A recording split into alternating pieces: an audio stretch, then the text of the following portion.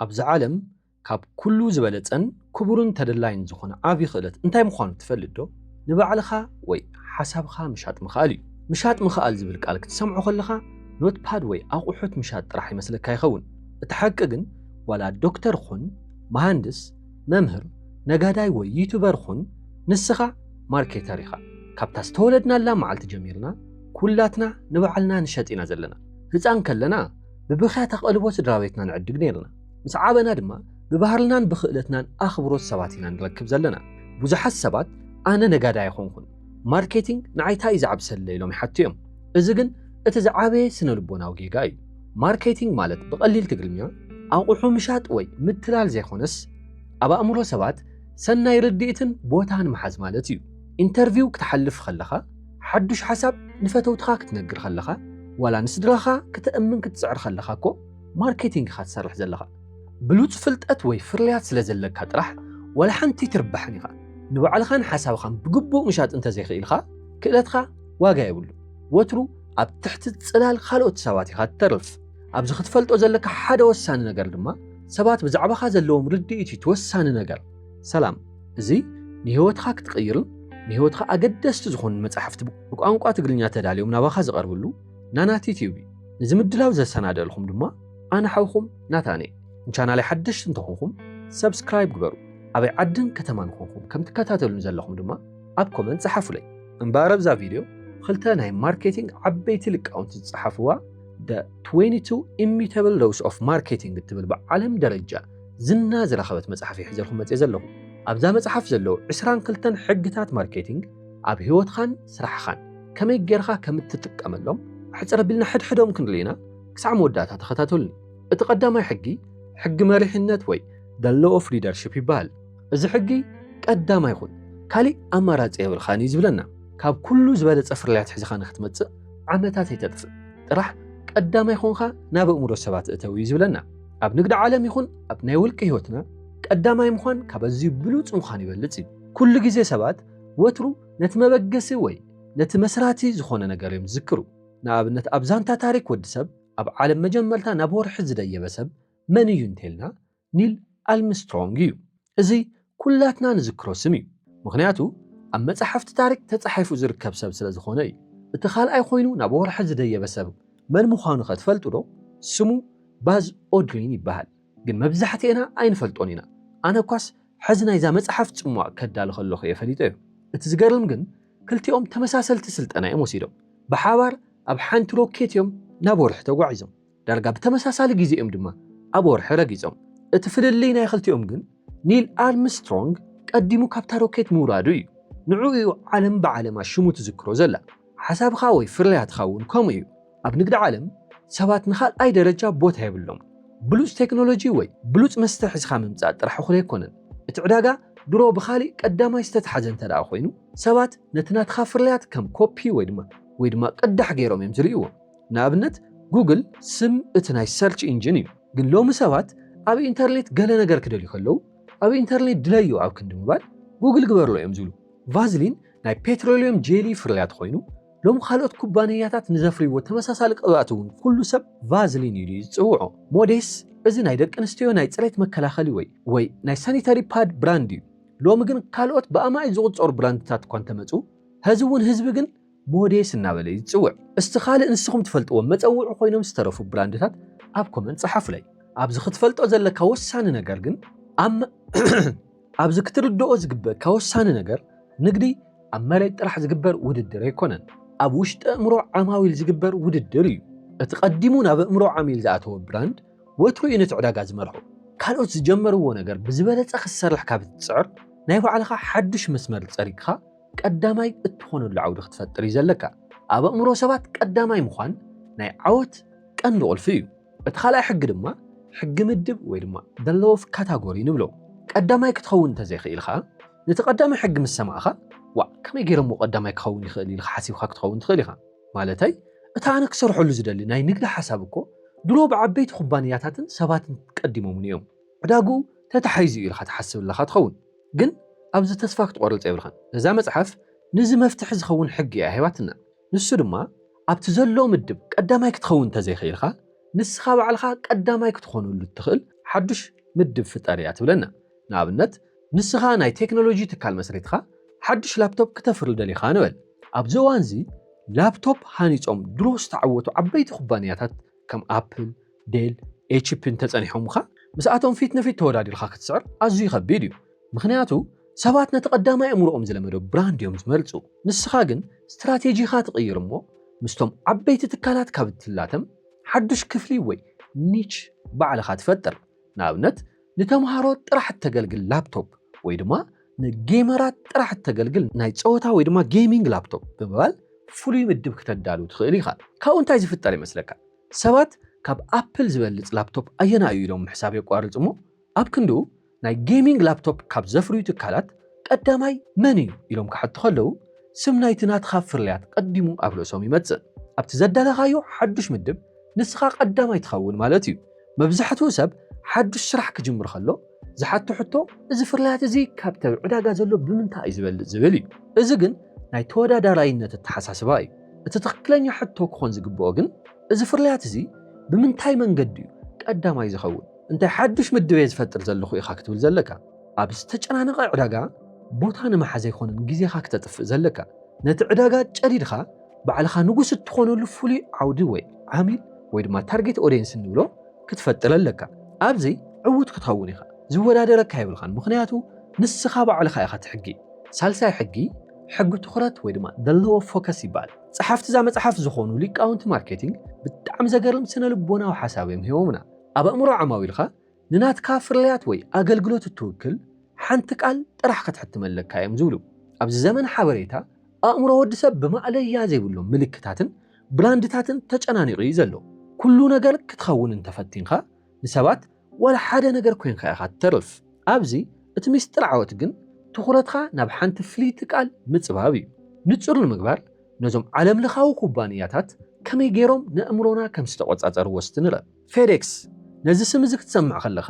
ብኡ ንብኡ ኣብ እምሮኻ ዝመጽእ ቃል ኦቨርናይት ወይ ድማ ብቕጽበት ሕጂ ኣብ ውሽጢ ሓደ ለይቲ ዝብል እዩ ሰነዳት ወይ ኣቑሑት ህጹጽ መገሻ ምስ ዘድልዮም ሰባት ካልእ ኩባንያ ኣይሓስቡን እዮም ምክንያቱ ፌዴክስ ነታ ህጹጽ እትብል ቃል ኣብ እምሮኦም ቀሪጽዋ እዩ ቮልቮ እዚ ናይ መኪና ብራንድ እዚ ክትሰምዕ ከለኻ ድማ ብኡ ንብኡ ሴፍቲ ወይ ድሕንነት ኢኻ ትዝክር ካልኦት መካይን ዝቐልጠፋ ወይ ዝጸበቓ ክኾና ይኽእላ እየን ቮልቮ ግን ንነዊሕ ዓመታት ነታ ድሕንነት እትብል ቃል ጥራሕ ይወኒንዋ ኮካ ኮላ እዚ ትካል ነዊሕ ዘመናት ዘማዕበሎ ቃል ድማ ሃፒነስ ወይ ሓጎስ ፍስሓ ትብል እያ ንሳቶም መስተ ጥራሕ ዘይኮኑስ ምስ ስድራ ቤትኻን ፈተውትኻን እትረኽቦ ናይ ሓጎስ ግዜ እዮም ዝሸጡልካ ስለዝኾነ ኩሉ ነገር ክትኸውን ኣይትፈትር ሓንቲ ቃል ጥራሕ ሓዝ እሞ ንስኻ ናይ ምግቢ ቤት ናይ ክዳውንቲ ስፌት ወይ ናይ ቴክኖሎጂ ትካል ክትኸፍት ትኽእል ኢኻ ግን ሰባት ብምንታይ ክዝክሩኻ ኢኻ ትደሊ ብንጽህና ብቕልጣፈ ብርካሽ ዋጋ ዶ ወይስ ብብሉፅ ጽሬት ኣብዚ ሓንቲ ቃል ክትመርጽ ኣለካ ንዛ ሓንቲ ቃል ክትመርጽ ከለኻ ግን እቶም ካልኦት ቃላት ክትስእኖም ትኽእል ኢኻ ንኣብነት ቮልቮ ድሕንነት ክመርጽ ከሎ ከም ስፖርታዊ መኪና ፈጣን ተባሂሉ ክውሰደ ይኽእልን እዚ ግን ክሳራ ዘይኮነስ ዓቢ መኽሰብ እዩ ምክንያቱ ነታ ዝሓጽካያ ቃል ፍጹም ንስኻ ጥራሕ ኢኻ ትውንና እቲ ዝበለጸ ናይ ማርኬቲንግ ስትራቴጂ ሓሳባትካ ብምስፋሕ ዘይኮነስ ሓሳባትካ ብምጽባብ ኢኻ ትዕወት ኣብ ኣእምሮ ሰባት ዓሻራ ክትሓድግ እንተደሊኻ ንኩሉ ሰብ ኩሉ ነገር ክትኸውን ምፍታን ክተቋርጽ ኣለካ ነታ ንስራሕካ ትገልጽ ሓንቲ ቃል ፍለያ እሞ ንዓኣ ንምውናን ድማ ጻዕር ራብዓይ ሕጊ ተጻራሪ ወይ the law of opposite ንብሎ እዩ እዚ ሕጊ እዚ ንመወዳደልትኻ ክትመስሎ ከይትፍትን እዩ ዝብለና ሓደ ግዜ ሓድሽ ስራሕ ክንጅምር ከለና እቲ ብዕዳጋ ዘሎ መወዳደልትኻ ዓብይ ኩባንያ እኮ ብጣዕሚ ዕወት እዩ ዘሎ ስለዚ ንዑ እንተመሲለ ከም ናቱ ገይረን ከምኡ ገይረን እንተሰሪሕዮ ኣነ እውን ክዕወት እየ ኢልካ ምሕሳብ ዓብይ ጌጋ እዩ እዛ መጽሓፍ ግን ነዚ ተሓሳስባ እዚ ፍጹም ኣይተቐበሎን እያ ኣብ ትሕቲ እቲ መራሒ ዕዳጋ ወይ ሊደር ዘሎ ነጋዳይ እንተኾንካ ንዑ ክትመስል ፈጺምካ ከይትፍትን ብኣንጻሩ ተጻራሪኡ ኾን እያ ትብለና ምክንያቱ ንዑ ክትመስል እንተፈቲንካ ወትሩ ኣብ ትሕቲ ዓብይ ጽላለቱን ትሕቲኡን ኢኻ ትተርፍ ነዚ ሕጊ ንምርዳእ ኣብ ዓለም ለኸ ዕዳጋ እቲ ዝበለጸ ኣብነት ናይ ኮካ ኮላን ፔፕስን ታሪክ ምርኣይ ይኽእሉ እዩ ኮካ ኮላ እቲ ናይ መጀመርታን ቀዳማይን መስተ እዩ ንሳቶም ዘማዕበልዎ ስእሊ ወይ ኢሜጅ ነዊሕ ታሪክ ዘለና ናይ ወለዶታትን ባህላዊ ዱልዱል መሰረት ዘለናን ዝብል እዩ ንሶም እቲ ዓብይን ሙኩሩን ሓዊ እዮም ፔፕሲ ናብ ዕዳጋ ክመጽእ ከሎ ንኮካ ኮላ ክመስል ኣይፈተነን ኣብ ክንዱ ተጻራሪ መንገዲ መሪጹ the choice of a new generation ወይ ናይ ሓድሽ ወለዶ ምርጫ ብምባል ንመንእሰያትን ዘመናውያን ዘተኩር ማርኬቲንግ ሰሪሖም ኮካኮላ ናይ ዓበይቲ ወለዳታት ክትከውን ከላ ፔፕሲ ድማ ተጻራሪ ኣብ ምዃን ናይ መንእሰያት እያ ኮይና እዚ ተጻራሪ ስትራቴጂ እዚ ንፔፕሲ ዓቢ ዓወት ይሕዝላ መጽዩ እታ መሪሕነት ዘሎ ዓቢ ትካል ኩሉ ግዜ ደካማ ጎኒ ኣለዎ እቲ ደካማ ጎኒ ድማ ንባዕሉ ንዓኻ ሓይሊ ዝኾነካ ምኽንያቱ እቲ ትካል ንኹሉ ሰብ ክሐጉስ ኣይኽእልን እዩ ንስኻ ነቲ ንሱ ዘይኾነ ነገር ክትኸውን እዩ ዘለካ ንሱ ንዓበይቲ ሰባትን ትካላትን ጥራሕ ዝሰርሕ እንተኾይኑ ንስኻ ንመንእሰያትን ንኣናእሽቱ ሰባትን ትሰርሕ ንሱ ኣዝዩ ክቡርን ኣብ ዝተወሰነ ቦታን ዝርከብ እንተኾይኑ ንስኻ ሕሳርን ተበጻሕነትን ዘለካ ትኸውን ንሱ ኣዝዩ ዝተሓላለኸን ብዙሕ መመረፅታትን ዘለዎ እንተኾይኑ ንስኻ ኣዝዩ ቀሊልን ቁልጡፍን ትኸውን ንመወዳደርትኻ ክትዳፈር እንተደሊኻ ብሉጭ ክትኸውን ጥራሕ ኣይትፅዓር ፍሉይ ክትኸውን ኢኻ ክትፅዕር ዘለካ ናይቶም መወዳደርትኻ ደካማ ጎኖም ትምርምር እሞ ነቶም ካብኡ ዝሃድሙን ወይ ብዕቤቱ ደስ ዘይብሎምን ዓማዊል ብተጻራሪ መንገዲ ትስሕቦም ሓይሊ ዘለዎ ካልኣይ ደረጃ ክትኸውን እትኽእል ነቲ ቀዳማይ ዘሎ ክትመስሎ ከለኻ ዘይኾነስ ነቶም ንዑ ዘይደልዩ ዓማዊል መተካእታ ዘይብሉ ኣማራፂ ኾንካ ክትቐርብ ከለኻ ጥራሕ እዩ ሓምሻይ ሕጊ ምስፍሕፋሕ መስመር ወይ the law of line extension ንብሎ እዚ ሕጊ እዚ ምስፍሕፋሕ ማለት ንባዕልኻ ምቕታል ማለት እዩ ዝብለና እዚ ሕጊ እዚኣ ኣብ ንግዲ ዓለም መብዛሕትኡ ነገራይ ብስስዐ ወይ ብየዋህነት ዝጋገያ ዓባይ መጻወድያ እያ ሓደ ናይ ንግዲ ሓሳብ ወይ ፍርያት ምስ ተዓወተልና ነቲ ዕዳጋ ምስ ሓዝና ሕጂ ደኣ ስምና ስለ ዝገነነ ነዚ ስም እዚ ኣብ ኩሉ ዓይነት ፍርያትና ክንጥቀመሉ ኣለና ኢልና ኢና ንሓስብ ንኣብነት ብሉ ሻምፖ ሰሪሕና ብጣዕሚ እንተተዓዊትልና ቀፂልና ናይ ሰውነት ሳሙና እውን በቲ ስምሱ ክሬም ገጽ እውን በቲ ስምሱ መማዕረጊ ፀጉሪ እውን በቲ ስምሱ ክንገብሮ ንፍትን እዚ ግን ንባዕልኻ ናብ መገዲ ውድቀት መምራሕ እዩ እዛ መጽሓፍ እዚኣ ሓደ ስም ኣብ ኩሉ ዓይነት ፍርያት ምስ ትጥቀመሉ እቲ በእምሮ ሰባት ዘለካ ሓይሊ ይበታተን እሞ ኣብ መወዳእታ ትወድቕ ኢኻ እያ ትብለና እዚ ንምንታይ እዩ ዝኸውን ንምንታይ እዩ ኣብ እምሮ ሰባት ዘለካ ሓይሊ ዝበታተንን መንነትካ ዝጠፍእን ምኽንያቱ ኣቐዲሞም ሰባት ስምካ ክሰምዑ ከለዉ ብኡንብኡ ብሉ ሻምፖ እዮም ዝዝክሩ ነይሮም ከምቲ ኣብ ሕጊ ትኹረት ዝረኣናዮ ብድሕሪኡ ግን ጥርጣረ እዩ ዝፍጠረሎም ምኽንያቱ እቲ ስም ኣብ ሳሙና ኣብ ክሬም ኣብ ዝተፈላለዩ ነገር ምስ ረኣይዎ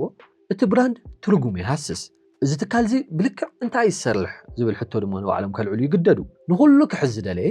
ኩሉ ይዘምልጦ ኣብ ታሪክ ማርኬቲንግ ንዚ ዝገልጸልና ዓቢ ኣብነት እንተወሲድና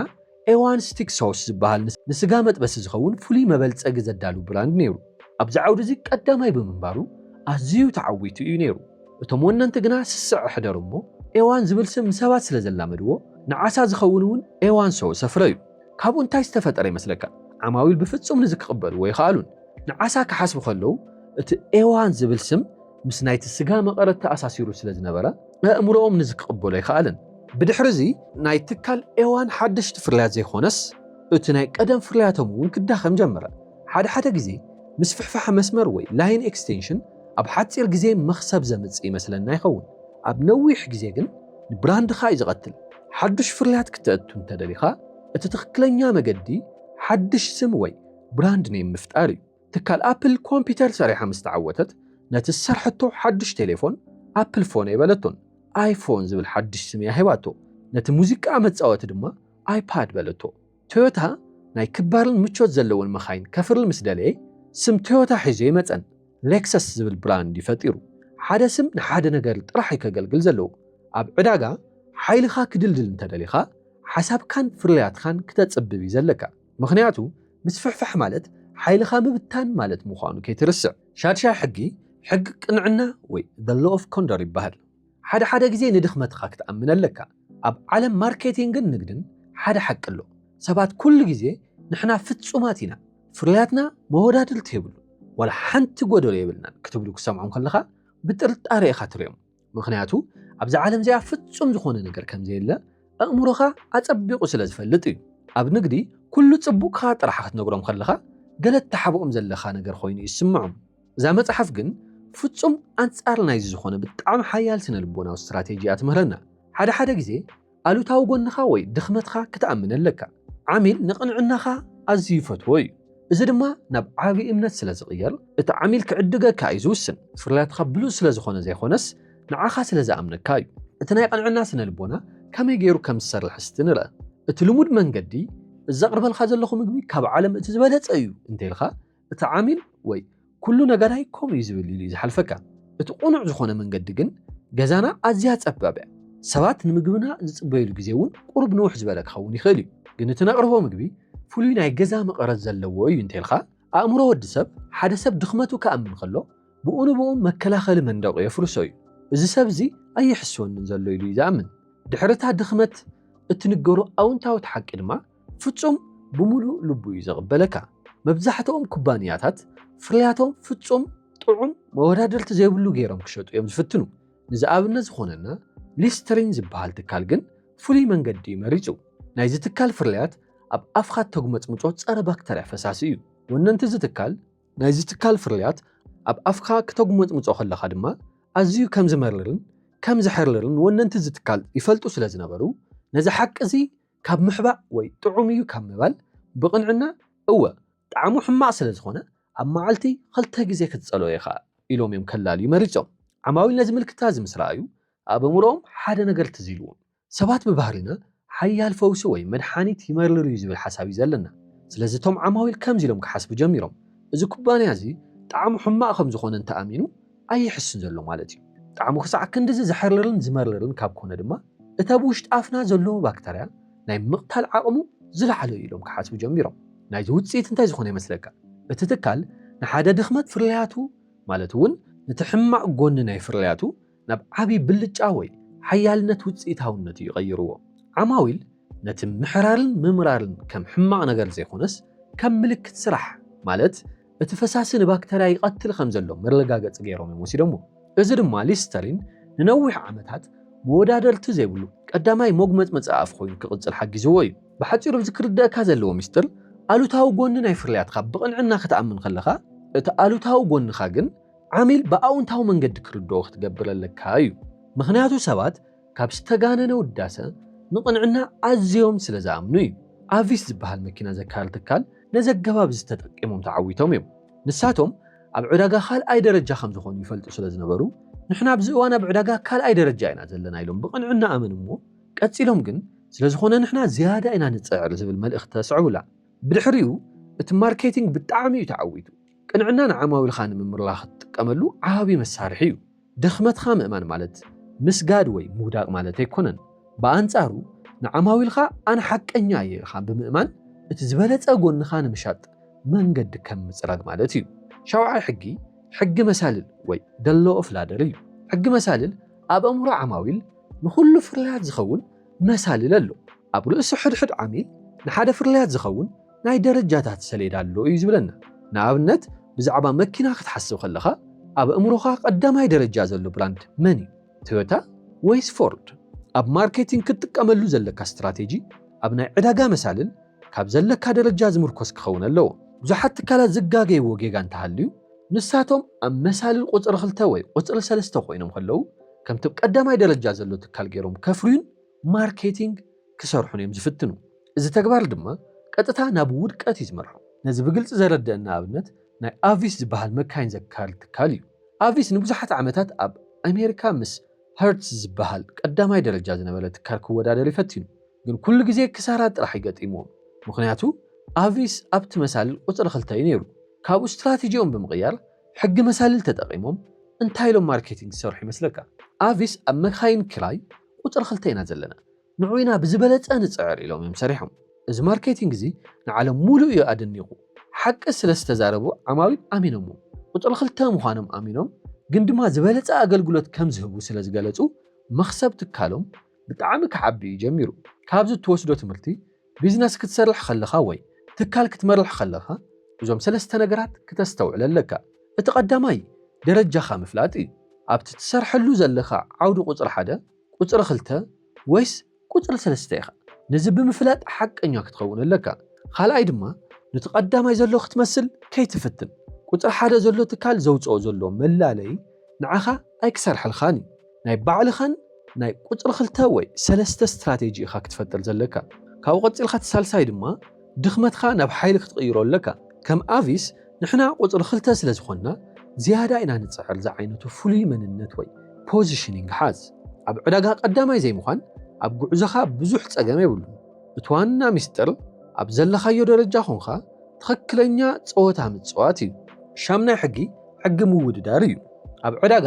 እቲ ዝበለጸ ፍርያት ስለ ዝሓዝኻ ጥራሕ ዝሽየጥ ይመስለካ ዶ እቲ ሓቂ ከምኡ ኣይኮነን መብዛሕትኤና ማርኬቲንግ ማለት ናይ ፍርያት ውድድር እዩ ዝመስለና ጽቡቕ ጽሬት ዘለዎ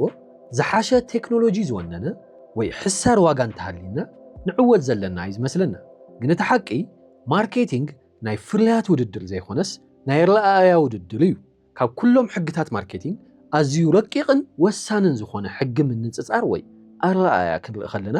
እዚ ሕጊ እዚ ንምንታይ ትካላት ካብ ፍርያቶም ንላዕሊ ስሞም ከም ዝሽየጥ ዝገብሩሉ ሚስጥር እዩ ደረስቲ እዛ መጽሓፍ ከም ዝገልጽዎ ኣብ ዓለም ሓቀኛ ዝበሃል ፍርያት የለን ዘሎ እንኳ ሓቂ ኣብ ኣእምሮ ዓማዊል ዝፍጠር ኣረኣያ ጥራሕ እዩ እዚ ማለት እንታይ ማለት እዩ ሓደ ዓሚል ብዛዕባ ሓደ ፍርያት ዘለዎ ርድኢት እዩ ንዕኡ ሓቂ ፍርያትካ ብጣዕሚ ጽቡቕን ብሉጽን ምዃኑ ብሳይንስ ክትረድኦ ትኽእል ትኸውን ግን እቲ ዓሚል እዚ ፍርያት እዚ ተራ እዩ ኢሉ እንተኣሚኑ ፍርያትካ ንዕኡ ተራ እዩ ኣብ ዕዳጋ ትዕወት ኣብ ትጭቡጥ ዓለም ዘይኾነስ ኣብ ውሽጢ ኣእምሮ ዓማዊል ምዃኑ ክትርስዕ የብልኸን ነዚ ሕጊ እዚ ንጹር ዝገብረልና ሓደ ኣብነት ንርአ ኩባንያ ሆንዳ ክንብል ከለና እንታይ ኣእምሮኹም ዝመጽእ መብዛሕትእና ጽብቕቲ ሞተር ሳይክል ወይ መኪና ንብል ንኸውን ኣብ ኣሜሪካ ግን ሆንዳ ዝበሃል ስም ምስ ሰምዑ ሰባት ብቐጥታ ናብ ርእሶም ዝመጽእ ናይ ጽሬት መኻይን እየን ኩባንያ ሆንዳ ኣብ ጃፓን እውን መኻይን ይሸይጥ እዩ ኣብ ጃፓን ዘለዉ ዓማዊል ግን ንሆንዳ ከም መኪና ዘይኾነስ ከም ሞተር ሳይክል እዮም ዝርእይዎ ሰባት ኣብ ጃፓን መኪና ክገዝኡ ከለዉ ናብ ቶዮታ ወይ ኒሳን እዮም ዝኸዱ ኣብዚ ክርድአካ ዘለዎ ነገር ትካል ሆንዳ ኣብ ኣሜሪካ ትሸጣ መኪና ኣብ ጃፓን ትሸጣ መኪናን ቴክኖሎጂን ይኹን ኩሉ ነገራን ሓደ እዩ ግን ንምንታይ መሰለካ ኣብ ሓደ ቦታ ቀዳማይ ኮይኑ ኣብ ተኻሊእ ቦታ ዝወርድ ናይዚ ምኽንያት ፍርያቱ ስለ ዝተቐያየረ ዘይኾነስ ኣብ ኣእምሮ ዓማዊል ዘለዎ ረኣያ ወይ ፐርሴፕሽን ስለ ዝተፈላለየ እዩ ካልእ ኣብነት ዕሹግ ማይ ንውሰድ ማይ ኩሉ ግዜ ሓደ እዩ ኤችቶ ግን ንምንታይ መስለካ ሰባት ንሓደ ዕሹግ ማይ ካብቲ ካልእ ዕሹግ ማይ ዕፅፈ ሸሓት ከፊሎም ዝገዝዎ ምኽንያቱ እቲ ሓደ ብራንድ ካብ ኣኽራናት ኣፕልስ ዝፍልፍል ንጹህ ማይ ዝብል ረኣያ ኣብ ኣእምሮም ስለ ዝሃነፀ እዩ ማርኬቲንግ ማይ ምሻጥ ማለት ዘይኾነስ ንጽህናን ህይወትን ምሻጥ እዩ እምበኣር ነዚ ሕጊ እዚ ኣብ ገዛ ርእስኻ ወይ ኣብ ንግድኻ ከመይ ጌርካ ከም ትጥቀመሉ ንርአ ቀዳማይ ኣብ ረኣያኻ ስራሕ ፍርያትካ ወይ ኣገልግሎትካ ጥራሕ ካብ ምምሕያሽ ሓሊፍካ ሰባት ብዛዕባ ፍርያትካ እንታይ ከም ዝስምዖምን እንታይ ከም ዝሓስቡን ብራንዲንግ ኤንድ ስቶሪ ቴሊንግ ተዓዘብ ካልኣይ ፈርስት ኢምፕሬሽን ንብሎ እዩ ሰባት መርበብ ሓበሬታኻ ወይ ዌብሳይትካ ሶሻል ሚድያኻ ወይ ፓኬጂንግኻ ክሪኡ ከለዉ ብቐጥታ እዚ ጽሬቱ ዝሓለወ እዩ ወይ እዚ ርካሽ እዩ ዝብል ፍጹም ፍርዲ እዮም ዝህቡኻ ስለ ዝኾነ ነዚ ናይ ሰባት ፈርስት ኢምፕሬሽን ጽቡቕ ጌርካ ክትቐልጾ ኣለካ ሳልሳይ ሓቀኛ ዛንታ ፍጠር ሰባት ሓቅነቱ ንምርግጋጽ ግዜ የብሎም ስለዚ ንዕኦም ቀልጢፉ ዝሰማማዕን ጽቡቕን ቁኑዕን ታሪክ ወይ ድማ ስቶሪ ንገርሎም ስለዚ ኣብ ዕዳጋ ክትወዳደር ከለኻ ዝበለጸ ፍርያት ስለ ዘለካ ጥራሕ ክትዕወት ከም ዘይትኽእል ዘክር እሞ ቀፂልካ ሰባት ንፍርያትካ ብኸመይ ይርእይዎ ከም ዘለዉ ተዓዘብ ምኽንያቱ እቲ ውድድር ኣብ ኣእምሮ ዓማዊልካ ስለ ዝኾነ እዩ ታሽዓይ ሕጊ ክልተነት ወይ ድማ the law of duality ኣብ ነዊሕ እዋን ሓደ ዕዳጋ ናይ ክልተ ፈረሰኛታት ውድድር እዩ ዝኸውን እዩ ዝብለና ሓድሽ ዕዳጋ ወይ ሓድሽ ፍርያት ክጅምር ከሎ ማእለያ ዘይብሎም ተወዳደርቲ ንኣሽቱን ዓበይትን ትካላት ክሳተፉ ይረኣዩ እዮም ኣብኡ ኩሉ ሰብ እጃሙ ክወስድ እዩ ዝፍትን ደረስቲ እዛ መጽሓፍ ግን ነዊሕ ዓመታት መጽናዕቲ ብምግባር ሓደ ዘገርም ናይ መወዳእታ ውፅኢት እዮም ዝነግሩና ኣብ ነዊሕ እዋን ዝኾነ ይኹን ብስለት ዘለዎ ዕዳጋ ውድድሩ ኣብ መንጎ ክልተ ዓበይቲ ፈረሰኛታት ጥራሕ ይጸብብ እቲ ዕዳጋ እናገደደን እናተለመደን እናበሰለን ክኸይድ ከሎ እቶም ማእኸላይ ደረጃ ዘለዎም ኩሎም እናጠፉ እዮም ዝኸዱ ካብኡ እቲ ኩናት ናይ ክልተ ሓያላት ጥራሕ ዝኸውን ነዚ ሓቂ እዚ ንምርዳእ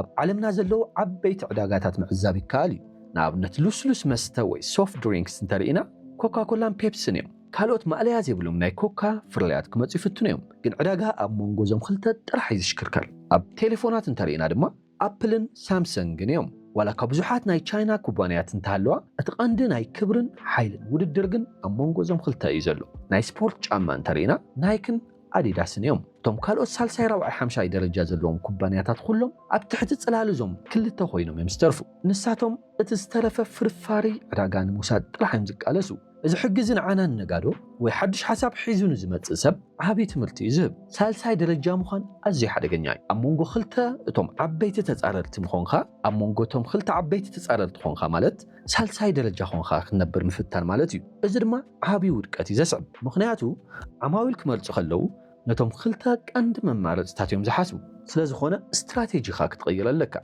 إذا مالت نيو على خانيش كتحزن لك مستوم كلته عبيت فيت نفيت كابتو واقع كم تبحق مدب زرعنايو بعلخا حدش مدب فتيرخا ابتحدش خفل عالمناتخا ناي كلتنت وددرك تفتر لك عداقا وترونا بكلتنت وي دواليتي إزازو حدش رح كتجمر خلخا نت عداقا دروز مرحوة زلو خلت عبيت فرسنياتات من مخانو ذلليخا نعاتهم بمنتاي فولي من قد خسعروه من تخل سلتا وسانخ توسر لك عسراي حق أمرو أب عالم فلماي ناي بيرسونال كمبيوتر صراحة كان من مخان تفلترو مبزحتنا أبل وي IBM مثلنا اتحققن نساتو ما يكون اتقدمي بيرسونال كمبيوتر صراحة كان MITS ATL 8800 زبهالي نيرو جنز السمزي حج سمع خايو يتفلتن سلامتايو اتقدمي زنبرت كال طفيو اتوم دحيروم زمصو جن استعوتو حق امرو نزي ملس لو از حقي اب عداقا قدامي كاب مخان اب امرو عماويل قدامي مخان يزبلص يزبلنا اب عداقا قدامي مخان صبو جماري جن فرلياتخا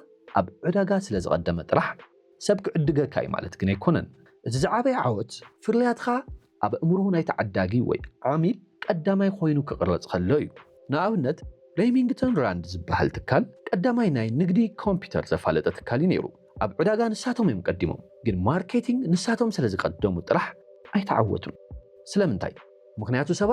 ምክንያቱ ሰባት ሬሚንግቶን ከም ናይ ጽሕፈት ወይ ታይፕራይተር ትካል ገይሮም እዮም ኣብ እምሮም መዝጊቦም ብዝኻል ወገን IBM ዝበሃል ትካል ብዝበለጸ ናይ ማርኬቲንግን ፕሮሞሽን ስራሕ ኣብ እምሮ ሰባት ከም ዋና ናይ ኮምፒውተር ትካል ኮይኑ ክቅረጽ ኽኢሉ እዩ ውጽኢቱ ድማ IBM ነቲ ዕዳጋ ተቆጻጺርዎ እዩ ሕጊ እምሮ ንዕዳጋ ይስዕሮ ማለት እዚ ሕጊ እምሮ ንዕዳጋ ይስዕሮ እዩ ማለት ድማ እዚ እዩ حجم حق أمره ناي وعلنا بيزنس خمي قرنا أنا خنت كمل نخد أبزي خلت وسنت نتبتها اللوا أتقدماي قليلا تذكر نسم مراتي سب أب أمره قلتي فك حجوز خيل سم فتر نمذكروا زت أجم سم تهليكا أب أمره سب قداماي كتخوني تخيلني خا كالاي نتصور مال اختي سبات بزعبها فرليات خاوي بيزنس خا حسب خلو بحنت فليت نجر كفلتو خلوهم نابنت إذا channel زي ناي فاينانسي وي إذا تكالزي ناي تكنولوجي يزبل نتصور مسلك هلو ملو سلازي حدش حساب حيسخا ختمص خلخا اب عداغا قداماي كتخون طرح يتجنب اب امرو عماويلخا قداماي كتخون يخا بتغهات كتسرح زلكا مبل 11 حقي نوح اواني ناي ماركتينغ وصيت اب نوح اواني سرلا اذا حق زيا مبزحتهم قطبا عود طرح زدلو نغادو بقليل زود قلا عباي متصاودا حدا ناي ماركتينغ استراتيجي اب حصير اوان زمصو وصيت كابت اب نوح اوان زسعبو الصعبين فتصوم تتقرر كون يخلي እዚ ማለት ሎሚ ዓወት ዝመስለካ ነገር ጽባሕ ውድቀትካ ክኸውን ይኽእል እዩ ማርኬቲንግ ከም ኬሚስትሪ እዩ እቲ ናይ መወዳእታ ውፅኢት ንምርኣይ ግዜ የድልዮ እዩ ነዚ ሕግዝ ንምርዳእ መብዛሕትኦም ትካላት ዝጥቀምሉ ናይ ዋጋ ምንካይ ስትራቴጂ ምውሳድ ይከኣል እዩ ኣብ ሓፂር እዋን ሓደ ትካል ፍርያቱ ብ30% ወይ ብ50% እንተጉዲሉ ዓማዊል ብበዝሒ ይውሕዝ እሞ ቤት ምግቢ ይኹን ድኳን ብሰባት ይመልእ እቲ ሽያጭ እውን ብቕጽበት ይውስኽ እቲ ስትራቴጂ እውን ዝተዓወተ ይመስል ኣብ ነዊሕ እዋን እቲ ትካል ወትሩ ዲስካውንት ክገብር እንተዳ ጀሚሩ ኣብ እምሮ ሰባት ዘለዎ ክብሪ ይጠፊ ሰባት እዚ ፍርያት ዝፅረይ ስለዘይብሉ ወትሩ ዋግኡ ዝንክይዎ ወይ ድማ ዋግኡ ዝቕንስዎ ስለዝኾነ ክሽምተ ይብለይን ኢሎም ክሓስቡ እዮም ዝጅምሩ እቲ ትካል ንቡር ዋግኡ ኣኽቢሩ ክሸይጥ ኣይኽእልን እዩ ምክንያቱ ንዓማዊሉ እዚ ፍርያት እዚ ሕሱር ኢሉ ኣብ እምሮኦም ስለዝቐረጾ እዩ እቲ ኣብ ሓፂር ግዜ መኽሰብ ዘምፅእ ስትራቴጂ ኣብ ነዊሕ ግዜ ግን ነቲ ብራንድ ኣፍሪስዎ ይተርፍ እዩ ዓበይቲ ሌክዠሪ ብራንድ ከም ሉዊስ ቪተን ወይ ሮሌክስ ንርአ ንሳቶም ብፍጹም ናይ ዋጋ ምጉዳል ወይ ዲስካውንት ገይሮም ኣይፈልጡን እዮም ዋላ እኳ ፍርያቶም ከይተሸጠ እንተተረፈ ዋጋ ኣይቕንሱን እዮም እዚ ንምንታይ ይመስለካ ምክንያቱ ዋጋ እንተጉዲሎም ኣብ ሓፂር ግዜ ብዙሕ ክሸጡ ከም ዝኽእሉ ይፈልጡ እዮም ኣብ ነዊሕ ግዜ ግን እቲ ክቡርን ፍሉይን ወይ ድማ ሃይ ኤንድ ዝበሃል መንነቶም ከም ዝጠፍእ ስለ ዝግንዘቡ እዮም ንሳቶም ማርኬቲንግ ኣብ ነዊሕ እዋን ከም ዝፈርስ ተጸቢቖም ይፈልጡ እዮም ማርኬቲንግ ናይ 100 ሜትሮ ጉያ ዘይኾነስ ናይ ማራቶን ውድድር እዩ ሓደ ስጉምቲ ክስጉም ወይ ውሳነ ክትውስን ከለኻ እዚ ነገር እዚ ሎሚ ንዘሎ ቁፅሪ መኽሰበይ ጥራሕ ዘይኾነስ ድሕሪ 5 ወይ 10 ዓመት ንስም ኩባንያይ እንታይ ትርጉም ይዝህቦ ኢልካ ሕተት لو قلطف مخسب كتركب إلها براندها كي تحسره أبنوي حق زي زهنت دلدل مننت كابت أبحات تيرج زي زمت أنا أشتور بحتات أزيو بلتيو نبر أسر تغلت حقي من مقال نبلوي مبزحتو زي أم ماركتينج حدا عابي جيجاز في التملو مبزحتهم سبات عداقاتات النعابة مسخدو زوادو يزمسلهم زمالت حدا عابي حفشاو مدب طرح خوينا مستر في يزمسلهم قلت حقي نايزي تتعراري حق من مقال وي زلو في ديفيجن انت يزبل مس غيزي حدا مدب فريات وي دما كاتاغوري حدا خوينا يترف تمقاقلو ناب خلطه وي لعليو نقوسات مدبات وي ساب كاتاغوري زمدب اذا حق زي يردوم تكالات يعانويم يردوم دما ببليونات يربحوا اليوم يقولنا اشي نسخه بيزنس خان معباي كمي غير خا خان زي حق زي كتقملو تخل اما جمرت حدا مدب فريات نتصل وي سينجليو لابنت كمبيوتر توسيدنا اما جمرت كل سب حدا عينت كمبيوتر راح يزعج نيرو نوح كيت عن حقن اتا حدا مدب زنبره كمبيوتر راح كمقال يجميرو ناب مين فريم كمبيوتر ناب ميني كمبيوتر ناب بيرسونال كمبيوتر ناب لابتوب ناب جيمي كمبيوتر لومي كمبيوتر قعد دقيقه ختبل خلها بزح ترغم سبق عليه كونن تا عينت كمبيوتر يخا كتعدق نسرح ديخا نصوتا ديخا نغعزو ديخا اينا عينت كمبيوتر يخا كتعدق زبل حتو يز اينا كمبيوتر يخا كتعدق زبل حتو يسعود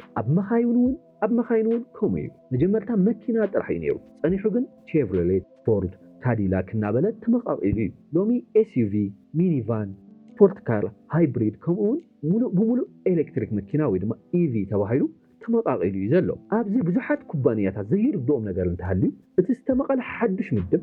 ሓድሽ ስም ከም ዘድልዮ እዩ ንኣብነት ቮልክስዋገን ነዊሕዋን ኣብ ኣሜሪካ ንእሽቶን ሕስርትን ጠንካራን መኪና ብምሻጥ ይፍለጥ ነይሩ ወዳጋ መኻይ ምስ ተመቀለ ግን ሰባት ዓበይቲ መኻይን ምስ ፈተው ቮልክስዋገን እንታይ ይገሩ በት ቮልክስዋገን ዝብል ስም ዓበይትን ክቡራትን መኻይን ክሸይጥ ይፈትኑ ናይዚ ውጤት ግን እንታይ ዝኾነ ይመስለካ ቮልክስዋገን ፍጹም ክሳራ ይጋጢምዎ እዚ ዝኾነሉ ምክንያት ድማ ኣብ እምሮ ሰባት ቮልክስዋገን ማለት ንእሽተይ መኪና ማለት እዩ በአንጻሩ ቶዮታ ነዚ ሕግዚ ኣጸቢቑ ይፈልጦ ስለዝነበረ ከም ተቐድም ኢልና ዝረኣናዮ ኣብነት ዕዳጋ መኻይን ናብ ክባራት መኻይን ምስ ተመቐለ ቶዮታ ብስሙ ክሸይጥ ይፈተመን ሓድሽን ፍሉይን ስም ይፈጢሩ ሌክሰስ ኢሉ ድማ ኣብ ዓለም ካብ ዘለዋ ክቡራት መኻይን ሓንቲ መኪና ኣፋሊጥና እሺ ዕዳጋ ምስ ተመቐለ ቀልጢፍኻ ነቲ ሓድሽ ክፋል ክትቆጻጸሮ ኣለካ እምበኣር ዝሕጊ ምምቓል ዘዘኻኽረና ዕዳጋ ወይ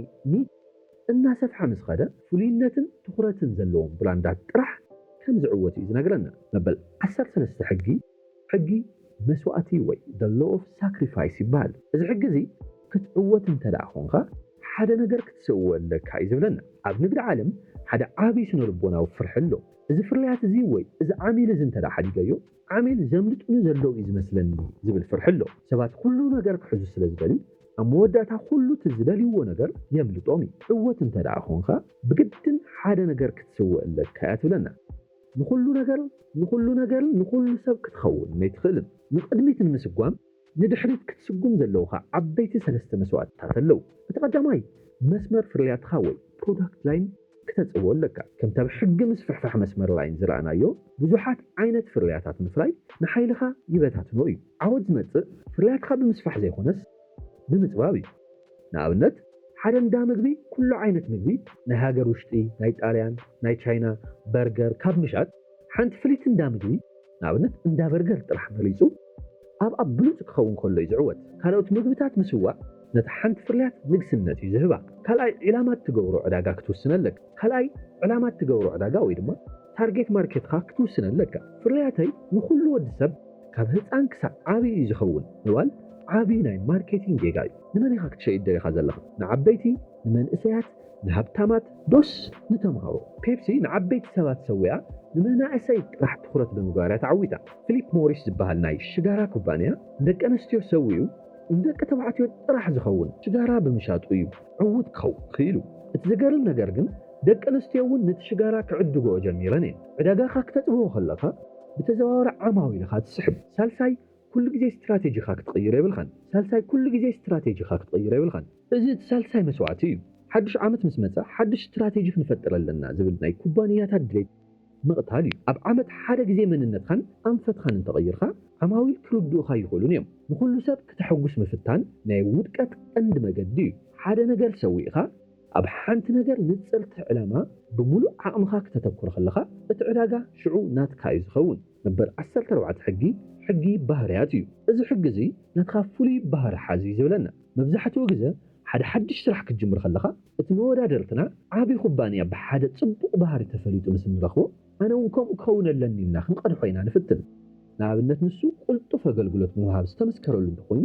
ንስኻ እውን ኣነ እውን ካብኡ ንላዕሊ ቁልጡፍ እየ ክትብል ኢኻ ትፍትን እዚ ንመንደቕ ብቴስታ ከም ምውቃዕ እዩ እዛ መፅሓፍ ከምዚኣ ትብለና ንኩሉ ባህሪ ተጻራሪ ዝኾነ ካሊእ ውፅኢታዊ ባህሪ ኣለዎ ንመወዳደርትኻ ክትቀድሕ ይትፈትን ኣብ ክንድኡ ናትኻ ፍሉይ መንነት ሓዝያ ትብለና ባህሪ ማለት ሓደ ፍርያት ወይ ብራንድ ኣብ እምሮ ሰባት ዘለዎ ፍሉይ ተደላይነት ማለት እዩ ሓደ ኩባንያ ነቲ ቅልጡፍ እትብሎ ቃል ብሮን ተወኒንዎ ንስኻ ንዑ ክትስዕሮ ይትኽእልን ኢኻ ንስኻ ክትገብሮ ዘለካ ካልእ ማዕረ ሓያል ዝኾነ ተጻራሪ ባህሪ ምድላይ እዩ ንሱ ቅልጡፍ እንተኮይኑ ንስኻ ዘተኣማምን ኩን ንሱ ሕሱር እንተኮይኑ ንስኻ ብሉፅ ፅሬት ዘለዎን ክቡርን ኩን ንሱ ዘመናዊ ወይ ዲጂታል እንተኮይኑ ንስኻ ባህላዊ ወይ ናይ ገዛ መቐረት ዘለዎ ኩን ነዚ ሕግዚ ብግልፂ ንምርዳእ ኣብ ዓለምና ዘለዎ ዓበይቲ ናይ ፋስት ፉድስ ትካላት ምውሳድ ይከኣል እዩ ማክዶናልድስ እቲ ዓብይን ሓያልን ባህሪኡ ቅልጣፈ ወይ ድማ ፋስት ዝብል እዩ ምግቦም ብሰከንድ ዝበፅሐካ ንሳቶም ነታ ቅልጣፈ ትብል ቃል ሙሉእ ብሙሉእ ወኒኖምዋ እዮም በርገር ኪንግ ንማክዶናልድስ ብቅልጣፈ ክስዕርዎም ከምዘይክእሉ ምስ ተረዱ ናይ ተጻራሪ ባህሪ እዮም መሪፆም ብሓዊ ዝተጠብሰ ዝብል እዮም መሪፆም ንሳቶም ብቅልጣፈ ማይክሮዌቭ ክጠብሱ ከለዉ ንሕና ግን ብፍሉይ ሓዊ ኢና ንነብስሎ በል እዚ ተጻራሪ ባህሪ እዚ ንዓማዊል ሓድሽ ምርጫ ይሂብዎም ኣብ ዕዳጋ ዓወት ዝመጽእ ካብቲ ዘሎ ዝበለጸ ክኸውን ይልካ ብምውድዳር ዘይኮነስ ካብቲ ዘሎ ፍሉይ ክኸውን ይልካ ሓድሽ መንገዲ ክትጸርግ ከለካ እዩ መወዳደርትኻ ሓያል ዝኾነሉ ነጥብ መርመር እሞ ነቶም ካብቲ ናቱ ባህሪ ዝሃዶም ዓማዊል ዝስሕብ ካልእ ተጻራሪ ባህሪ ፍጠር ክትቀድሕ ምፍታን ድኻም ንኩሉ ሓያል ባህሪ ማዕርኡ ዝኾነ ሓያል ዝኾነ ተጻራሪ ባህሪ ኣለዎ ናትኻ ፍሉይ መንነት ፈሊኻ ክትሕዝ ከለኻ ኣብ እምሮ ሰባት ንጉስ ኢኻ ትኸውን ሕጊ መበል 15 ሕጊ ሓቀኛነት ወይ the law of honesty ኩሎም ማርኬተራትን ትካላትን ሓደ ነገር ጥራሕ እዮም ዝነግሩኻ ናትና ፍርያት ብሉፅ ፍጹም ጌጋ ዝበሃል ነገር የብሉ ብሉፅ ኣገልግሎት ኢና ንህብ ግን እቲ ሓቂ እንታይ እዩ ዓማዊል መዘረባ ኣይኣምንዎን እዮም ኩሉ ሰብ ፍጹም ዝበሃል ከምዘየለ ይፈልጥ እዩ ደረስቲ እዛ መፅሓፍ ግን ሓደ ዘደንቕ ስትራቴጂ እዮም ዝነግሩና ንሱ ድማ ሕጊ ሓቀኛነት እዩ እዚ ሕጊ እንታይ ይብል ሓደ ኣሉታዊ ወይ ድኽመት ዝኾነ ነገር ክትኣምን ከለኻ ዓማዊል ብኣውንታዊ ጎኑ ክርእይዎ እዮም ዝጅምሩ እዚ ሕጊ ሓቂ ተዛሪብካ ብቢልዮናት ዝቁፀር ገንዘብ ከመይ ጌርካ ከም እትኸስብ ዘርኢ ሕጊ እዩ እዚ ሕጊ እዚ ናብ ተግባር ንምውዓል መጀመርታ ሓደ ፍጹም ስነ ኣእምሮኣዊ ዝኾነ ሓቂ ክንርዳእ ኣለና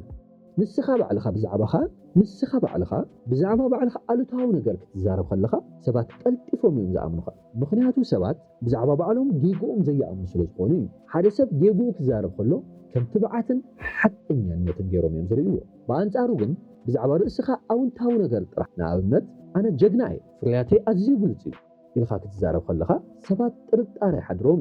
እዩ ናይ ባዕሉ ስለ ዝኾነ ኮይ ዝንእዶ ዘሎ እዮም ዝብሉኻ ስለዚ ድኽመትካ ምእማን ሓይሊ እዩ ኣብዚ ክትርድኦ ዝግባእ ነገር ማርኬቲንግ ማለት ሓሶት ወይ ምግናን ዘይኮነስ ሓቂ ተዛሪብካ እምነት ሰባት ናይ ምርካብ ጥበብ እዩ ሕጊ መበል 16 ሕጊ ንፅል ስጉምቲ ወይ the law of singularity ንብሎ እዩ ኣብ ንግዲ ዓብይ ውፅኢት ዘምፅእ ሓደ ንፅል ስጉምቲ ጥራሕ እዩ መብዛሕትኡ ግዜ ኣብ ንግዲ ዓብይ ናይ ማርኬቲንግ ስራሕ ክንሰርሕ ከለና ብዙሓት ንኣሽቱ ነገራት ብሓባር እንተሰሪሕና እዮም ኣብ ኩሉ መዳያት እውን ተንቀሳቒስና ብብዙሕ መንገድታትን ምልክታትን እንተደርቢና ዓወት ክንሕዚና ኢልና ኢና ንሓስብ እታ መፅሓፍ ግን ነዚ ተሓሳስባ ዝትነፅጎ እያ ማርኬቲንግ ብዙሓት ንኣሽቱ ነገራት ብምስራሕ ኣይኮነን ዝዕወት ኣብ ዝኾነ ኩነታት ዓብይ ውፅኢት ዘምፅእን ሓደ ንፅልን ሓያልን ስጉምትን ብምውሳድ ጥራሕ እዩ ዝዕወት እዩ ዝብለና እዚ ማለት ሓይልኻ ኣብ ሓንቲ ስልታዊት ዕላማ ጥራሕ ክትውስኖ ከለኻ ኣብ ውግእ ሓደ ሰራዊት ኣብ ኩሉ መስመራት ብማዕረ ክዋጋእ እንተፈቲኑ ሓይሉ ይበታተን እሞ ብቐሊሉ ይሰዓር ዓወት ዝመፅእ ግን ነቲ ፀላኢ ዘይተዳለወሉ ኣብ ዝበለፀ ተኣፋፊ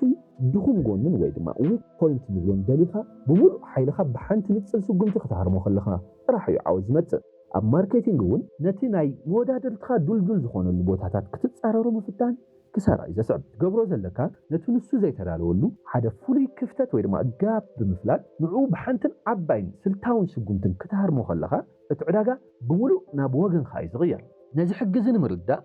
ታሪክ ናይ ጀነራል ሞተርስን ፎርድን ምውሳድ ይከኣል እዩ ፎርድ ነዊሕ ዓመታት በቲ ሓንቲ ፍልጥ መኪና ሞዴል ቲ ጥራሕ እያ ንዕዳጋ ትመርሕ ዝነበረት ጀነራል ሞተርስ ግን ፎርድ ብሓንቲ ፍርያት ጥራሕ ተፀሚዳ ከም ዘላን ሰባት ድማ ዝተፈላለየ ምርጫታትን ሕብርታትን ክረኽቡ ከም ዝደልዩ ነስተውዕለ እሞ ጀነራል ሞተርስ ብዙሓት ንኣሽቱ ነገራት ክትሰርሕ ኣይፈተነትን ብሓንቲ ንፅልን ዓባይ ስጉምትን እያ መፅያ ንዝተፈላለዩ ክፍልታት ሕብረተሰብ ንሃብታማት ንማእኸላይ ደረጃ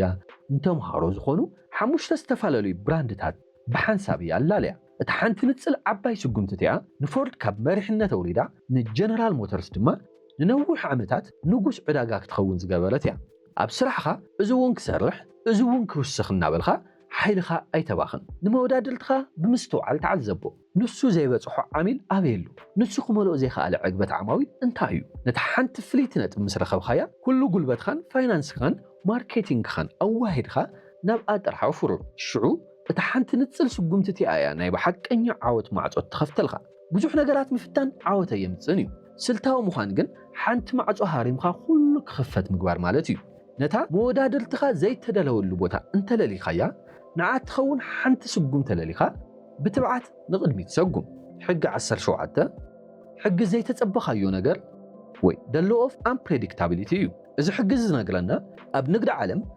ዓመታዊ ወይ ናይ 5 ዓመት ወይ ናይ 10 ዓመት ፍጹም ዘይቕየር ስትራቴጂካዊ መደብ ወይ ድማ ሎንግ ተርም ፕላን ከውጽኡ ዝፍትኑ ትካላት ማዕለያ ይብሎም ኩሉ ነገር ከምቲ ዝሓሰብዎ መስመር ሒዙ ዝኸይድ ዝመስሎ እዛ መጽሓፍ ግን ነዚ ተሓሳስባ ዝተነጽጎ እያ ናይ መወዳድልትኻ መደብ ይኹን ናይ ዕዳጋ ለውጢ ባዕልኻ ክትጽሕፎ ስለ ዘይትኽእል መጻኢ ክትንቢ ፍጹም ኣይትኽእልን ኢኻ ንነዊሕ እዋን ተባሂሉ ዝዳሉ ናይ ማርኬቲንግ ትንበያ መብዛሕትኡ ግዜ ኣይሰርሕን እዩ መደባትኻ ወትሮ ምስ ኩነታት ዝተዓጻጸፉ ወይ ድማ ፍሌክሲብል ክኾኑ ኣለዎም መጻኢ ክትንቢ ዘይከኣለሉ ቀንዲ ምኽንያት ውድድር ስለ ዘሎ እዩ ንስኻ ጽቡቕ መደብ ክትወጽእ ከለኻ መወዳድልትኻ እውን ብወገኑ ንዓኻ ዝስዕረሉ ሓድሽ መደብ የውፅእ ዘሎ ቴክኖሎጂ እውን ይቕየር እዩ ዘሎ ድሌት ዓሚል እውን ከምኡ እዩ ስለዝኾነ ድሕሪ 5 ዓመት እዚ ፍርያት እዚ እዩ ጥራሕ ዝሽወጥ ኢልኻ ኩሉ ርእሰ ማልኻ ኣብ ሓደ ቦታ ምእሳር ለውጢ ምስ መጻ ክትሰጋገር ስለ ዘይትኽእል ትሰባበር ኢኻ እቲ ክትኽተሎ ዘለካ ኣብ ሓፂር እዋን ዘተኮረን ወይ ድማ ሾርት ተርም ዳይሬክሽን ምውፃእን ንነዊሕ እዋን ምስ ዝመጽእ ለውጢ ዝወሃድ ተዓጻጻፊ ፍልስፍና ወይ ድማ ሎንግ ተርም ትረንድ መሓዝ እዩ ነዚ ሕግዚ ንምርዳእ ታሪክ ናይ ዜሮክስ ኩባንያ ምውሳድ ይከኣል እዩ ዜሮክስ ኣብ ዓለም ናይ ቅዳሕ ማሽናት ወይ ድማ ኮፒየርስ ንጉስ ነበረት እቶም ኣካየድቲ ስራሕ ግን መጻኢ ናይ ኮምፒተር እዩ ዝኸውን ኢሎም ተንበዩ እሞ ንነዊሕ እዋን ዝኸይድ ዓቢ መደብ ኣውፅኦም ኮምፒተራት ከፍርዩ ሚልዮናት ዶላር ኢንቨስት ገበሩ ብድሕሪ እዚ እንታይ ዝተፈጠረ ይመስለካ ዓማዊል ዜሮክስ ከም ኮምፒተር ትካል ገይሮም ክቕበልዎ ይኽኣሉ ከምቲ ኣብ ሕጊ ምስፍሕፋሕ መስመር ዝረኣናዮ እቲ ናቶም ትንቢት ፈሺሉ እቲ ዘውፅዎ ሚልዮን ዶላራት እውን ናብ ባዶነት ተቐይሩ ንመጻኢ ክትንብዩ ካብ ዝፍትኑ ነቲ ዘሎ ናይ ቅዳሕ ማሽን ዕዳግኦም ተዓጻጻፊ ብዝኾነ መንገዲ ክሕዝዎ እዩ ነይሩዎም እዚ ሕጊ ግን መደብ ኣይተውፅእ ኣይኮነን ዝብለና መደብኻ ግን ከም እምኒ ዝጠንከረካ ይኾነስ ከም ማይ ተዓጻጻፊ ክኸውን ኣለዎ እዩ ዝብለና ዕዳጋኻ ክትምርምርን ዓማዊል እንታይ ሓዱሽ ነገር ይፈትው ኣለውን ኢልካ ክተጽንዕን መወዳደልትኻ እንታይ ሓዱሽ ስጉምቲ ይወስዱ ኣለዉ ኢልካ ክትሓትትን ኣለካ ካብ ኩሉ ንላዕሊ ለውጢ ክመጽእ ከሎ ክትቕልጥፍ እዩ ዘለካ ሓዱሽ ቴክኖሎጂ ወይ ሓዱሽ ትረንድ ምስ መጸ ኣነ ቀዲመ መደብ ኣውፅአ ኢልካ ኣይትትረር ብኡ ንብኡ ስትራቴጂክኻ ምስቲ ለውጢ ኣተዓጻጽፎ ኣብ ማርኬቲንግ እቲ ዝበለጸ መደብ ምስ ዘይተጽበኻዮ ለውጢ ብቕልጣፈ ክትተዓጻጸፍ ዘኽእል መደብ እዩ ንመጻኢ ክትንቢ ካብ ትጽዕር ንዝመጽእ ለውጢ ብቕልጡፍ ክትቕበል እትኽእለሉ ናይ ስራሕ ባህሪ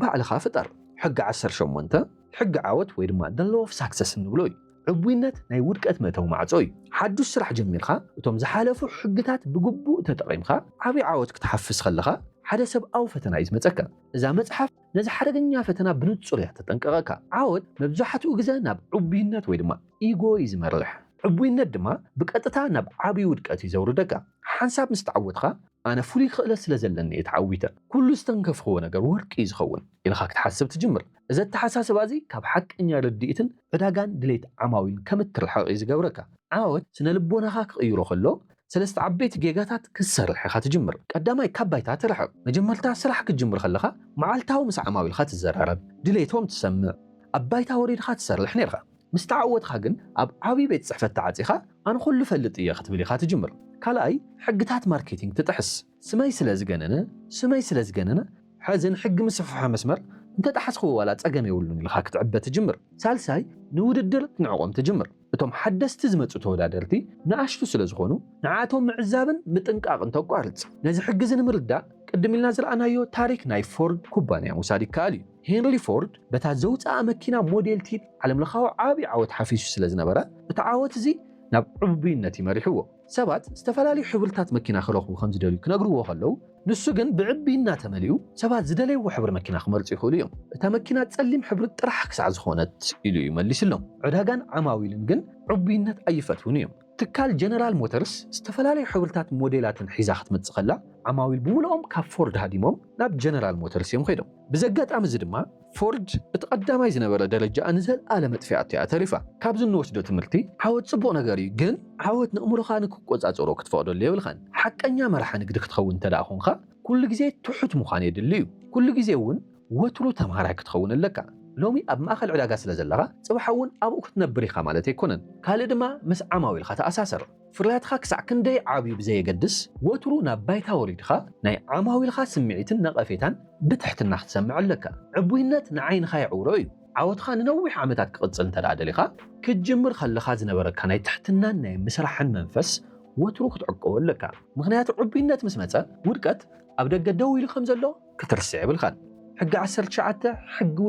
ውድቀት ክመጽእ ከም ዝኽእል ተጸበዩ ኣብ ንግዲ ዓለም መብዛሕትኦም ነጋዶ ዝርስዕዎ ነገር ሓንሳብ ሓሳብ ኣውፅአ ካብ ጀመርኹ እዚ ሓሳብ ፍጹም ክፈሽል የብሉን እዚ ሓሳብ እንተፈሺሉ ዓብዪ ውርደት እዩ ኢልካ ምሕሳብ እዩ እዚ ሓሳብ እዚ ድማ ጌጋታት እናረኣኻ ንቕድሚት ክትደፍእ እዩ ዝገብረካ እዛ መጽሓፍ እዚኣ ግን ነዚ ተሓሳስባ ሴራ ኩነታዊ መንገዲ እያ ተርእየና ውድቀት ኣብ ንግዲ ክመጽእ ከም ዝኽእል ቅድም ቀዳድም ተጸበዩ ፍለጦ እውን ጌጋ ምስራሕ እውን ባህርያዊ እዩ ሓደ ናይ ማርኬቲንግ ስትራቴጂ ወይ ሓዱሽ ፍርያት ከም ዘይሰርሕን ዓማዊል ከም ዘይፈተውዎን እንተደኣ ተፈሊጡ ስመይ ከይጠፍእ ወይ ገንዘብ ስለ ዘውፃእኹ እናበልኻ ምስቲ ዘይሰርሕ ሓሳብ ክትቃለሶ የብልኻን ሓሳብካ ከም ዘይተዓወተ እናፈለጥካ ንኡ ንምድሓን ተወሳኺ $1,000,000ን ግዜን ምብኻን ንኪሳራኻ ስለዝኾነ እቲ ክትገብሮ ዝግበአካ ነገር ንሓቂ ብምቕባል ብኣግኡ ደው ብምባልን ኪሳራኻ ብምቕናስን ካብኡ ተማሂርካ ድማ ብቕልጣፈ ሓዱሽ ስልታዊ ሓሳብ ሒዝካ ምምፃእን እዩ ኣብ ታሪክ ማርኬቲንግ ዓብዪ ኣብነት እንተወሲድና ናይ ማክዶናልድስ ታሪክ ምውሳድ ይከኣል እዩ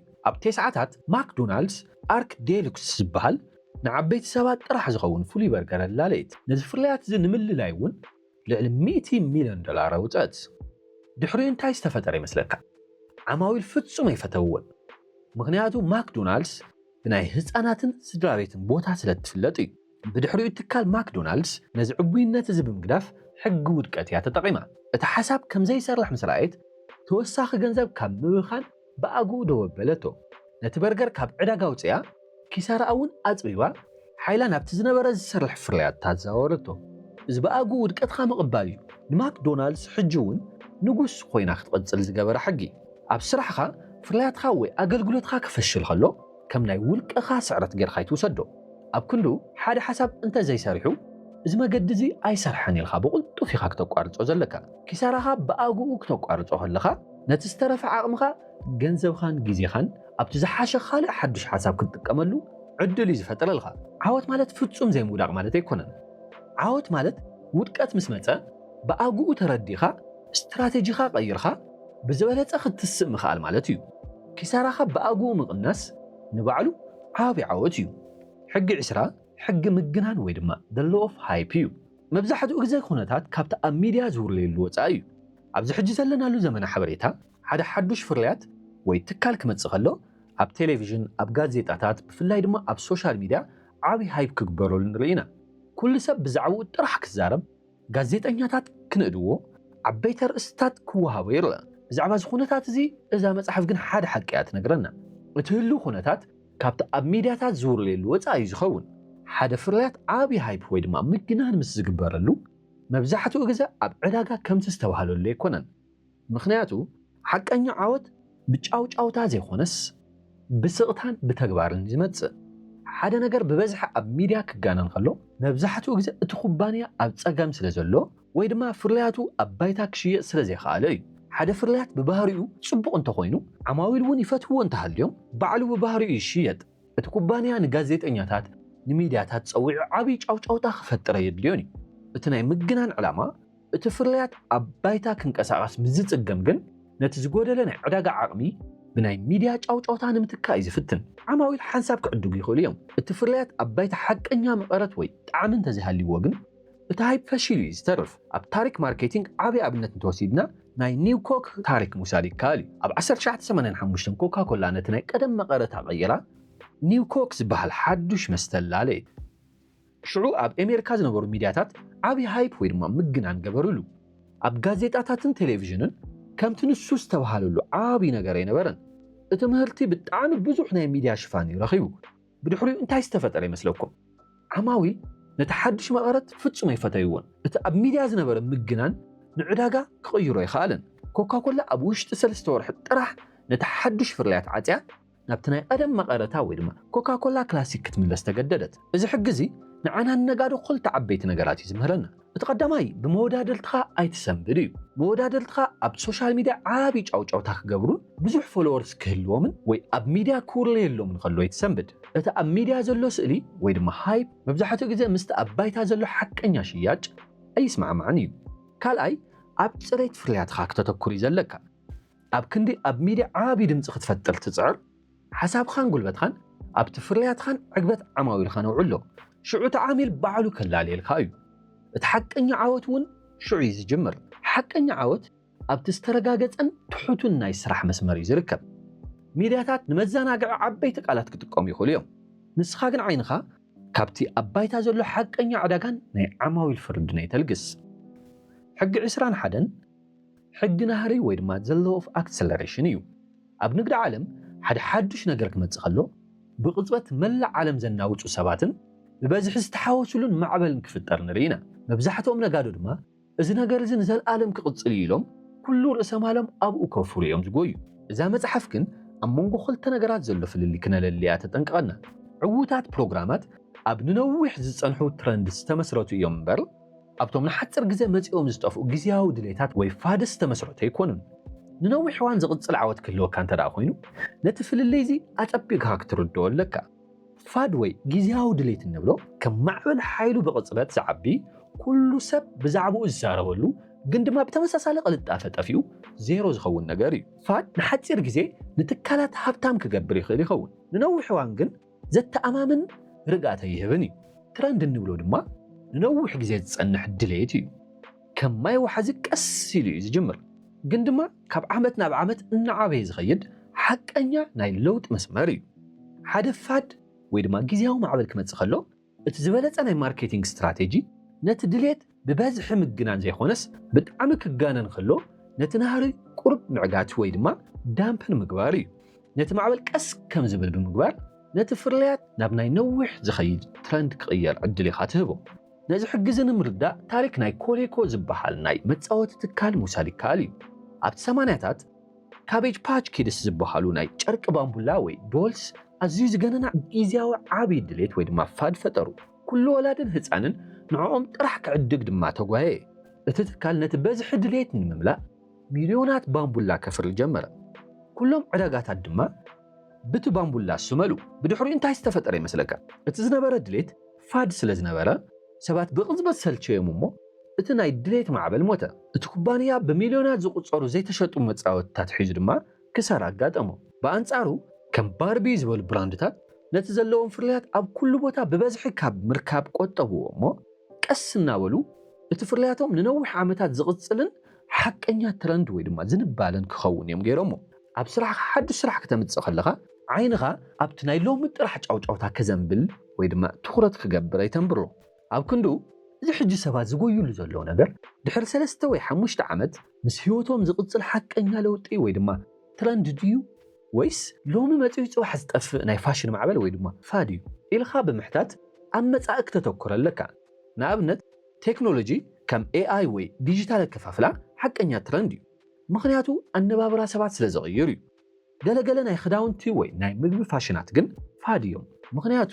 ማርኬቲንግኻ ኣብቲ ንነዊሕ ዝኸይድ ጽኑዕ ዝንባለ ወይ ድማ ትረንድ ክምስረት እዩ ዘለዎ። ሓፂር ማዕበል ወይ ድማ ፋድ ሒዝኻ ክትጓዓዝ የብልኻን። ሓቀኛ ዓወት ዝመጽእ ነቲ ቀስ ኢሉ እናዓበየ ዝኸይድ ጽኑዕ ዝንባለ ወይ ድማ ትረንድ ኣለሪኻ ንዕኡ ዝኸውን ናይ ነዊሕ እዋን ናይ ፍርያትካ ማርኬቲንግ ክትሃንጽ ከለኻ እዩ። እቲ ናይ መወዳእታ ሕጊ 22 ድማ ሕጊ ሃብቲ ወይ ድማ ሕጊ ርእሰ ማል ወይ ድማ ዘ ሎው ኦፍ ሪሶርስ እንብሎ እዩ። ብዘይ እኹል ርእሰ ማል ጽቡቕ ሓሳብ ጥራሕ እኹል ኣይኮነን። እዚኣ እታ ናይ መወዳእታን መራርን ሓቂ ናይ ማርኬቲንግ እያ። መብዛሕትኡ ግዜን ኣዝዩ ዘገርምን ሓሳብ ኣብ ዓለም እቲ ዝሓየለ ሓዱሽ ናይ ንግዲ ሓሳብ ወይ ድማ ኣይድያ ኣለኒ፣ ስለዚ ክዕወት የልና ኢና ንሓስብ። እዛ መጽሓፍ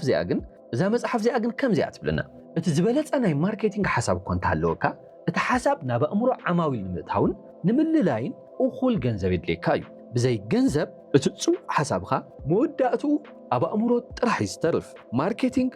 ኩናት እዩ። ኩናት ድማ ብዘይ ዕጥቅን ስንቅን ወይ ድማ ገንዘብ ክስዓረ ይኽእልን እዩ ኣብቲ ቅድሚ ሕጂ ዝረኣናዮ ሕጊ እምሮ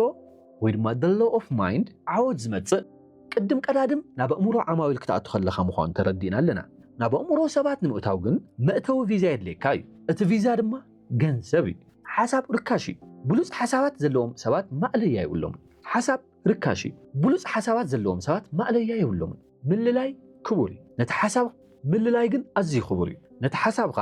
ሰባት ክሰምዕዎ ክርእይዎ ክለምድዎ እሞ ከኣምንሉ ንምግባር ንኣድቨርታይዚንግ ወይ ድማ መላለይ ዝኸውን ርእሰ ማል የድልየካ እዩ ሓደ ተወዳዳሪ ብገንዘቡ ገይሩ ድምፂ ዓማዊል ክዓብጦ ከሎ ናትካ ጽቡቕ ሓሳብ ግን ብስቕታ ክመውት ይኽእል እዩ ነዚ ሕግዚ ንምርዳእ ታሪክ ናይ ኣፕል ወይ ድማ ኣይፎን ምውሳድ ይከኣል እዩ ስቲቭ ጆብስን ስቲቭ ዎዝኒያክን ነታ ናይ መጀመርታ ናይ ኣፕል ኮምፒውተር ክሰርሑ ከለዉ ንሳቶም ብሉፅ ሓሳብ ጥራሕ ነይርዎም እቲ ዝነበረ ጽቡቕ ሓሳብ ኣብቲ ጋራጅ ተዓፂ ክመውት ይኽእል ነይሩ እዩ ነዚ ሓሳብ እዚ ናብ ዓለም ንምዝርጋሕ ግን ማይክ ማርኩላ ዝበሃል ሃብታም ሰብኣይ ወይ ድማ ኢንቨስተር እዮም ረኺቦም ንሱ $91,000 ካብ ጅቡ ውፅኡ $250,000 ድማ ካብ ባንክ ከም ዝልቅሑ እዩ ገይርዎም ሽዑ እቲ ኣፕል ዝበሃል ትካል ክኸውን ገይርዎ እዩ ንኣፕል ትካል ክኸውን ዝገበሮ ጽቡቕ ሓሳቡ ጥራሕ ዘይኮነስ ነቲ ጽቡቕ ሓሳቡ ክንቀሳቐስ ዝደፍኦ ርእሰ ማል ወይ ድማ ገንዘብ እዩ እዚ ሕግዚ ዝብለና ገንዘብ እንተዘይብልካ ስራሕ ይትጀምር ዘይኮነ ዝብለናስ እዚ ሕግዚ ዝብለና ሓሳብካ ምስ ገንዘብካ ኣመጣጡን ነው ውሑድ ገንዘብ ሒዝካ ናብ ዓለም ለኻዊ ኩናት ኣይትእቶይ ዝብለና ከምቲ ኣብ ሕጊ መስዋዕቲ ዝረኣናዮ ሓሳብካ ኣዝዩ ንእሽቶን ጸቢብን ገበሮ እዩ ዝብለና ሽዑት ዘለካ ውሑድ ገንዘብ ኣብታ ንእሽቶ ቦታ ሓያል ጽልዋ ክትፈጥር ሕግዘካ እዩ ጽቡቕ ሓሳብ ምስ ረኸብካ ቀፂልካ ክትገብሮ ዘለካ ስጉምቲ ነቲ ጽቡቕ ሓሳብካ ዘውፍር ሃብታም ሰብ ወይ ኢንቨስተር ወይ ድማ መሻርክቲ ምድላይ ክኸውን ኣለዎ ሓሳብካ ንባዕሉ ገንዘብ ከምፅእ ይኽእልን እዩ ብገንዘብ ተደጊፉ ግን ንዓለም ክቕይር ይኽእል እዩ ናይ ሎሙዓንቲ ቪድዮ ዝመስል ነይሩ ከምዚ ዝበለ ካሊእ ብልፅቲ ጽማቕ መጽሓፍ ክትርእዩ ተደሊኹም ነታ ኣብ ስክሪን ትርእይዋ ዘለኹም ቪድዮ ንኽዋ ኣብታ ትቕፅል ቪድዮ ክንራኸብ ኢና እዚ ናናቲ ቲዩብ